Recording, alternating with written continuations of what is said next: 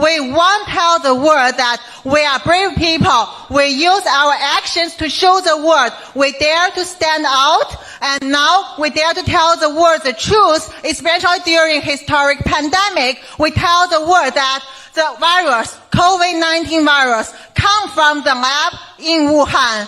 It was created by the Chinese Communist Party regime and also the China military scientists together with their colleagues overseas, and then get along with the scientific misinformation campaign internationally involved Dr. Fauci, CDC in US, Lancet, Nature magazine, WHO. Even yesterday, the NIH director Francis Collins is talking on news, on Fox News, said he still thinks bioweapon is a conspiracy.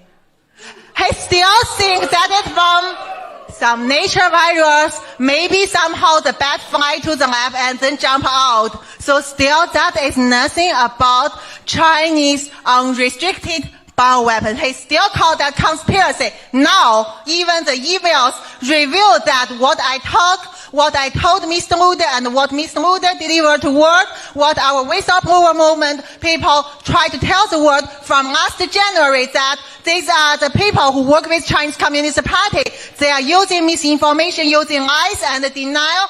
They try to cover up that the fact China government spend years, spend money, and try to look for the good material. Later, they are successful, and then they make the novel, non-traditional bioweapon, and then later they intentionally release it out of the lab in Wuhan to the innocent people, make them become the first victims in the world. And because I revealed it from 19 January 2020, because Mr. Lude, he dared to talk about it through his YouTube channel, he faced a big risk, and then China government scared. So China government immediately changed their plans. So they have to admit human-to-human transmission. They have to tell people, yeah, there are more and more cases happen already. And then they have to finally lock down Wuhan in a very inhumanity way. But at the same time, they deliberately take the advantage of this outbreak and spread the virus to the world. And then tell people this is just a flu. And then they tell people what? They bring out the PPE from US, from other countries. And then they know hydroxychloroquine works because we, Dr. Mo, Mr. Lude and me, we tell the world from 29th January that there are drugs for COVID-19 virus. Efficient, safe drug, which we have used for many, many years. WHO said that is one of the safest drugs in the world, hydroxychloroquine. China government then, 4 days later, China military applied the patent, said hydroxychloroquine can be used for new purpose as treat COVID-19. But then they don't tell the West. I mean, even later when President Trump at that time tells the world that hydroxychloroquine can protect you, what happened? Dr. Fauci, in his email, he's happy to say some doctor try to discriminate President Trump's word, and then they use the fake data together finally to suppress hydroxychloroquine. There are brave doctors in the world. There are brave scientists in the world. There are brave nurses in the world. Another email from Dr. Fauci's emails, we say one Harbin nurse, young nurse in China in mid-February, tried to tell some truth to NIH, and they tried to alarm the world that even last February, China government is covering up the death cases, and they don't ask people to get treated properly. But what?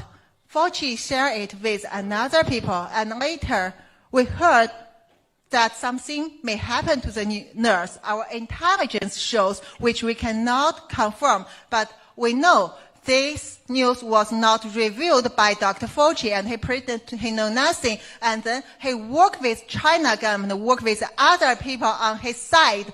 They criticized President Trump with Chinese Communist Party. They said, the U.S. people, your democracy actually is something failed. You should learn from the dictatorship, like Chinese Communist Party. That's why our Winnie Bear, our chairman, she sits there, said, oh, we are celebrating the anti-COVID trophy. You should learn from us. You should praise us. That's we said. That's what we read from the top medical journal, like Lancet, like Nature, like Science. They work with them all together. So all these things actually, I keep delivering through Mr. Luder's YouTube from January until end of April in Chinese, but somehow also at that time, we have our great friend like Mr. Benno, like Mr. Bill Gates, and like many other people like Dr. Navarro. We have our brave friends. They know this intelligence, and they try to deliver it to the U.S. people too. And also, they face a lot of criticism from mainstream media, from Mr. Fauci, from Dr. Fauci, from NIH, from all these people. So what I want to tell you now, these are just little bit things happened on the way when we try to expose the fact of COVID-19 to people. It's very hard. I face life threats. My family is under the strict surveillance. It's almost like stay in the prison in China. I have to cut off my connection with them. And I know many people like President Trump and like Mr. Bannon, like Mr. Bill Gates, and like our good friend Mayor Rudy. And when they talk about CCP virus, they also face a criticism. People thought they are nuts, and of course, I'm the nuts, some pants on fire, all these things. All the people like Tucker and other media in India, in Spanish, in Italy, when they try to interview me, they get the threats, and some of them has to stop their interview. That's why although we try a lot, still now our voice is kind of limited.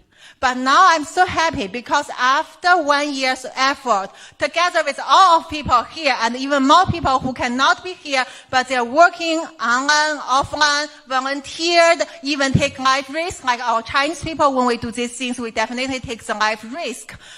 But we see something come that now Western people start to realize, oh, Chinese government is crazy and evil.